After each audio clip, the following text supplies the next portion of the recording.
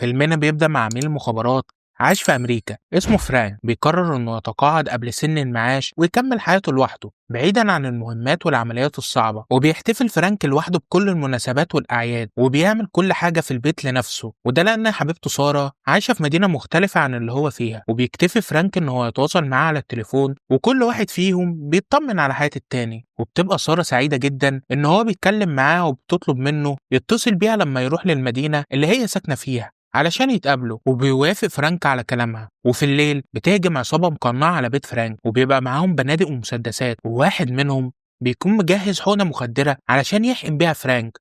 وبيفضلوا يدوروا عليه في الشقة، وفجأة بيظهر لهم فرانك وبيخلص عليهم كلهم، وبيحقن واحد منهم بالمخدر اللي كانوا محضرينه ليه، وبيهزم العصابة بالكامل لوحده. وبعدها بتهجم عصابة تانية على بيت فرانك، وبتكون مستعدة انها تخلص عليه. وبيبدأ افراد العصابة يضربوا نار بالرشاشات على كل اركان البيت على امل انهم يسيبوا فرانك، لكن من غير فايدة. وهنا فرانك بيستعمل المسدس بتاعه وبيخلص على عدد كبير منهم وبيهزمهم كلهم، وبيقدر ان هو يسيب البيت ويبعد عنه بعد لما العصابة دمرت بيته. وبعد ساعات ترجع سارة لبيتها، وبتتفاجئ بفرانك مستنيها هناك، وبيعرفها ان هو جاي ينقذها من اي خطر. وبتلاحظ سارة ان فرانك محضر شنطة هدومها من قبل ما توصل، وبتبقى مش فاهمة اي حاجة من اللي بتحصل. وبيحاول فرانك يقنعها بانها مستهدفة وان في عصابة مجهولة بتطاردها، وهو خايف انهم يوصلوا لها ويخلصوا عليها. بس سارة بترفض بكل الطرق إنها تروح معاه. وفجأة فرانك بيشوف العصابة من الشباك وهي بتقرب من بيت سارة، فبيضطر إنه يخرجها من البيت بالقوة علشان يحافظ على حياتها. وبيركبها معاه في العربية، وبيبقى رابط إيديها علشان يقدر يهرب بيها. وبياخدها فرانك البيت تاني، وبيربطها في السرير علشان يطمن إنها مش هتهرب لما يسيبها ويمشي.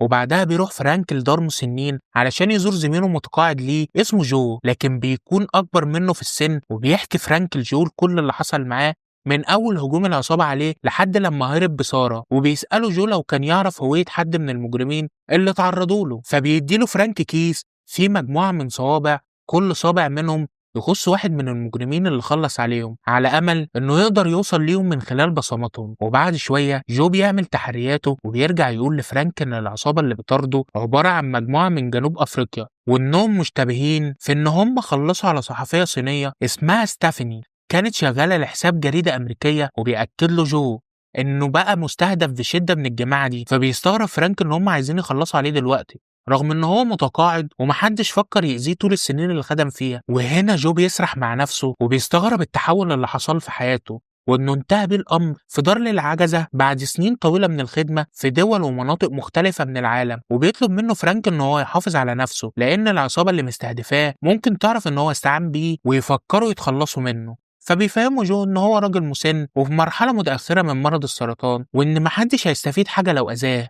وفي الوقت ده سارة بتنجح إنها تقطع الحبل اللي كان فرانك رابطها بيه، وبتهرب بسرعة من البيت قبل ما يوصل. وهنا بيتعرض ليها شخص من أفراد العصابة متنكر في زي رجال شرطة، وبيحقنها بمادة مخدرة، وبيكون على وشك إن هو ياخدها ويمشي. لكن فرانك بيظهر في الوقت المناسب، وبيضربه وبياخد سارة في عربية الشرطة اللي كانت مع المجرم وبيهرب بيها. وهنا بيظهر كوبر الشخص اللي حرض العصابة على فرانك، وبيخبط العربية اللي فرانك راكبها بالعربية بتاعته. فبينزل فرانك من العربية وبيفضل يضرب نار من المسدس بتاعه على عربية كوبر وبيكسر له الإزاز. فبيخاف كوبر وبيبعد عنه، وبيرجع فرانك للعربية مرة تانية وبيبلغ الشرطة إن كوبر اتعرض له. وفي خلال دقايق بتوصل عربيات الشرطة للمكان وبتحاصر كوبر وبتمنعه من مطاردة فرانك. وساعتها جو كان قاعد في الأوضة بتاعته في دار المسنين، وبيقتحم الأوضة واحد من المجرمين اللي مستهدفين فرانك وبيصوب عليه المسدس. فبيفهم جو إن فرانك كان عنده حق وإن نهايته خلاص جت، وبيستسلم للأمر الواقع. وفي الوقت ده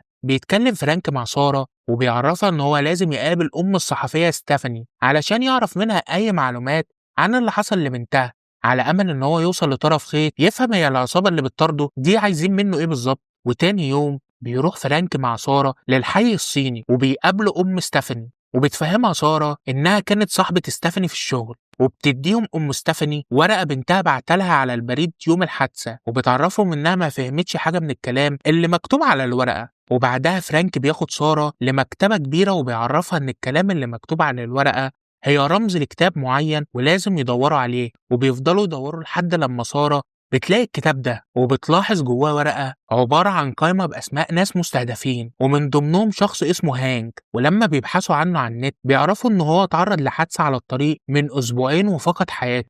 وشخص تاني اسمه دانيال وحياته انتهت من أسبوع بسبب أزمة قلبية. والشخص الأخير اسمه سينجر لكن بيبقى لسه عايش. وقتها بيتصل فرانك بجو علشان يعرف المعلومات اللي وصل لها، وبيتفاجئ بناس من دار المسنين هم اللي بيردوا عليه وبيبلغوه إن في مجرم مجهول هجم على جو هو لوحده وخلص عليه. وهنا فرانك بيتصدم وبيتأثر جدا. وتاني يوم كوبر بيتم تكليفه من رئيسته كاترين بمتابعة سجلات فرانك في المهام اللي قام بيها، وبتسلمه ورقة مكتوب فيها عنوان الملف بتاع فرانك اللي هيلاقيه في الخزنة. وبيستعين كوبر بحارس الخزنة علشان يخرج له ملف السجل الخاص بفرانك، وبيتفاجئ ان هو مشطوب بالحبر الاسود على كل الكلام والمعلومات اللي جواه علشان محدش يقدر يوصل لحاجة. وفي نفس اليوم فرانك بياخد سارة في مركب في النهر وبيروحوا لبيت واحد صاحبهم في الغابة اسمه مارفن، وبنعرف ان هو مستهدف من سنين وهربان في مكان بعيد علشان محدش يقدر يوصله. مارفل بيكون واخد كل احتياطاته علشان لو تعرض لهجوم في اي وقت، وبياخدهم لمخبأ السر بتاعه عن طريق مدخل عبارة عن شنطة عربية راكنها في المكان. وبيستغرب فرانك وسارة من الحياة الغريبة اللي مارفل عايش فيها، وبيسلموا قائمة الاسماء اللي لقوها في الكتاب. فبيحذروا مارفن وبيأكد لهم انهم كده بيعرضوا نفسهم لمشاكل، وبيفهمهم ان الاسماء دي كلها شاركت في عمليات زمان اسمها سان، وانهم كلهم مطلوبين لان المستهدفين عاوزين يخفوا اي اثار للعملية. وبيعرفوا ان سينجر واحد من الطيارين اللي كانوا في المهمة وان هو مسافر بكرة، فبيقرروا ان هم يلحقوه في المطار قبل ما يتحرك. وتاني يوم الصبح بيوصل فرانك مع سارة ومارفل للمطار وبيشوفوا سينجر هناك، وبيروح فرانك ومارفل عنده وبيوقفوه وبيفهموا فرانك ان هو عايز يتكلم معاه بخصوص عملية سان. وقتها سينجر بيتوتر جدا وبيعرف فرانك ان هو مش هيقدر يتكلم معاه، وبيجهز آلة حادة في ايده علشان لو حد منهم اعترض طريقه، وبيكون على وشك ان هو يمشي لكن فرانك بيوقفه ومارفل بيصوب عليه المسدس علشان يمنعه من السفر، وبياخدوه لوحدة قيادة في المطار. وبيحاول فرانك يفهمه ان اي شخص شارك في العملية دي مستهدف، وان جزء منهم فقدوا حياتهم والجزء التاني على وشك ان هم يحصل لهم نفس المصير. واثناء ما سينجر كان بيحكي لهم ان ظروف العمليه كانت عباره عن ان هو بيسوق الطياره برجال من المخابرات المركزيه، وبيعرفهم ان الشخص ده كان معاه طرد وقتها. وهنا مارفل بيلاحظ ان في طياره بتقرب منهم عليها نفس رقم طياره اللي كانت بتطارده قبل كده، فبيروح سينجر يقف عند الازاز علشان يشوف الطياره ويتاكد من وجودها، وساعتها بتصوب عليه رصاص وبتصيبه، وبيفقد سينجر حياته في الحال. وبيتم إطلاق النار على المكان كله من خلال الطيارة، لكن فرانك وسارة ومارفل بيقدروا يحافظوا على حياتهم.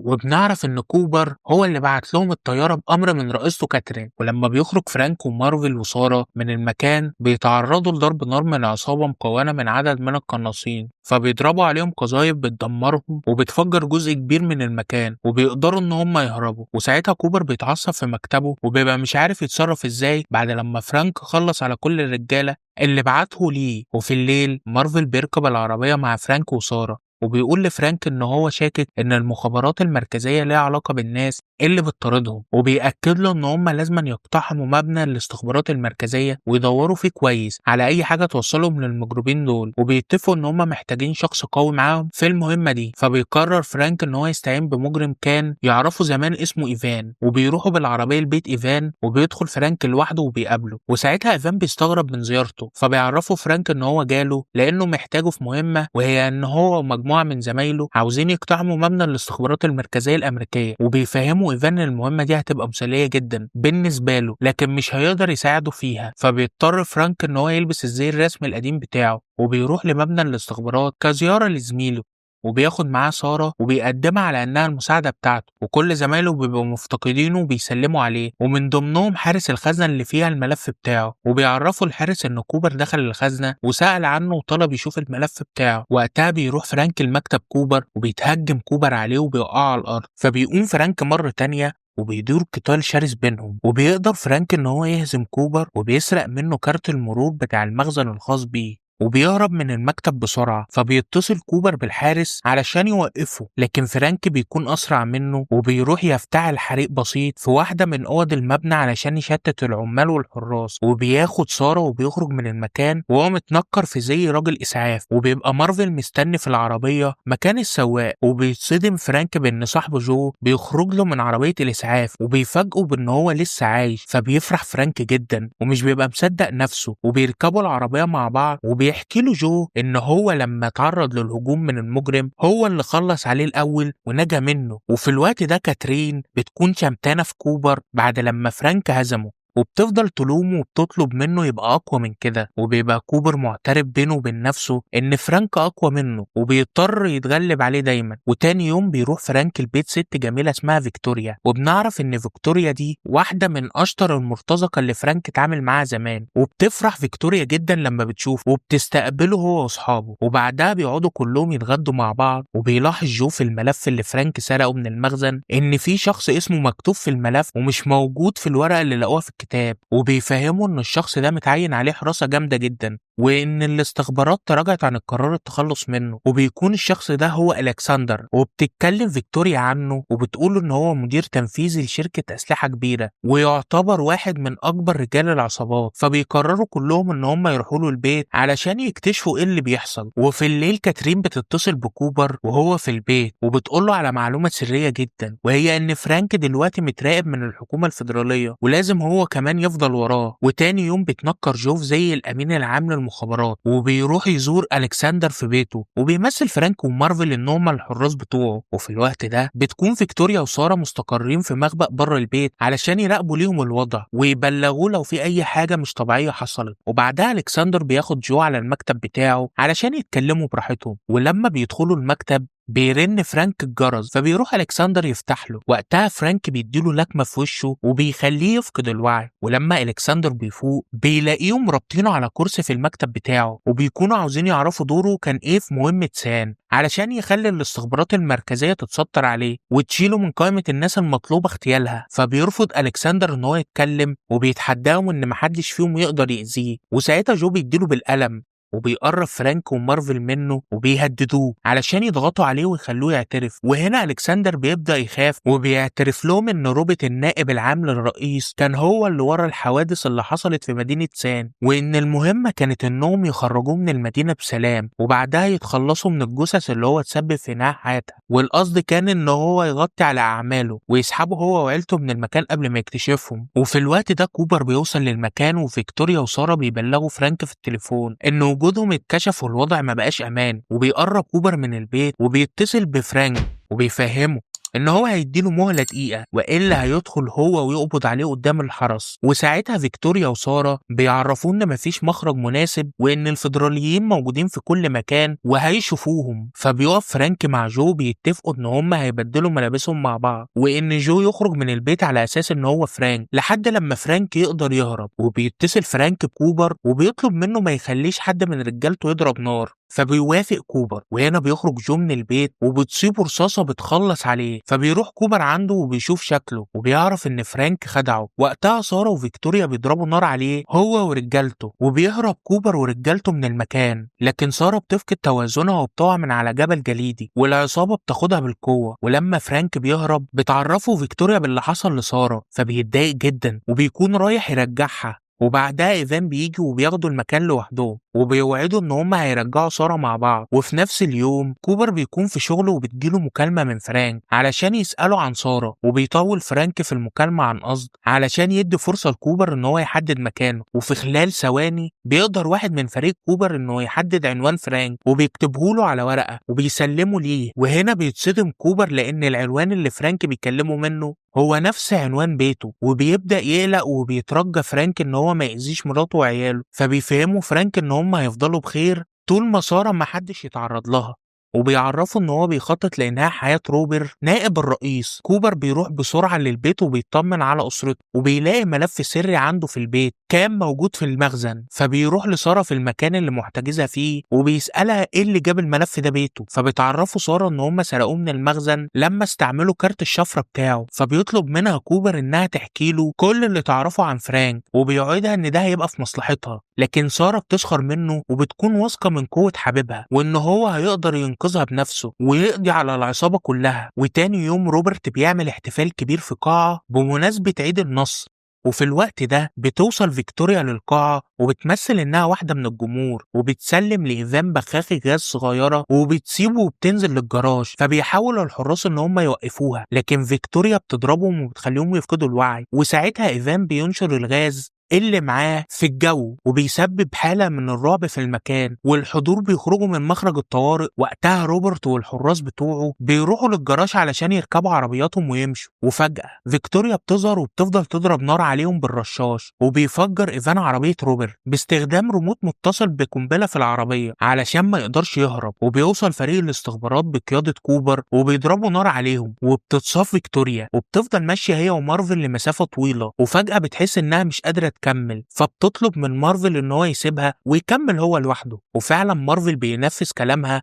بمنتهى السهولة وبيسيبها. وبعد شوية بتكون فيكتوريا فقدت الأمل لكن بتتفاجئ بإيفان ومارفل جايين ينقذوها وبياخدوها وبيمشوا، والاتنين بيعترفوا لبعض إن كل واحد منهم عنده مشاعر تجاه التاني. وأثناء ما روبرت واتنين من الحراس بتوعه بيحاولوا إن هما يهربوا بيظهر لهم مارفل في الشارع وهو لابس قنبلة وبيجري وراهم، فهم بيخافوا وبيجروا في الشارع وبيركبوا أول عربية تقابلهم قدامهم. وهنا كوبر بيطارد العربية اللي فيها روبرت والحراس وبيطلب منهم ينزلوا بسرعة، لكن هم مش بيفهموا قصده ايه. وبيلاحظ ان فرانك هو اللي سايق العربية اللي هم راكبينها وبيحسوا بخوف شديد منه. وفجأة فرانك بيضرب الحراس بالصاعق الكهربي وبينزلهم من العربية وبيقرر يتحفظ على روبرت. وتاني يوم فرانك بيتصل بكوبر وبيحدد له عنوان يقابله فيه بعد ربع ساعة وهو معاه سارة، وبيهدده بان هو هينهي حياة روبرت لو ما نفذش كلامه. كوبر بياخد عربيته وبيروحوا على العنوان بسرعة، وبتروح وراه كاترين ومعاها ألكسندر وهم متحفظين على سارة. وهنا بنعرف إن ألكسندر شغال معاهم في البداية. وأول لما بيوصلوا روبرت بيتكلم مع ألكسندر وبيتهمه إن هو اللي خلص على الناس في القرية وإن هو ملوش علاقة بالمهمة دي. ألكسندر بيضرب روبرت بالنار وبيخلص عليه علشان يسكت وما يحكيش تفاصيل زيادة. بيرفض وقتها ألكسندر يسلم سارة لفرانك وبيفهمه إن حياته قصاد حياتها وإن هو لازم يخلص على حد منهم. فرانك بيرمي المسدس من إيده وبيسلم نفسه وبيكون مستعد لأي قرار علشان ينقذ حبيبته. هنا ألكسندر بيأمر كوبر إن هو يكلبش إيد فرانك، فبيحط كوبر الكلبشات في إيده بس بيسيب له المفتاح في كف إيده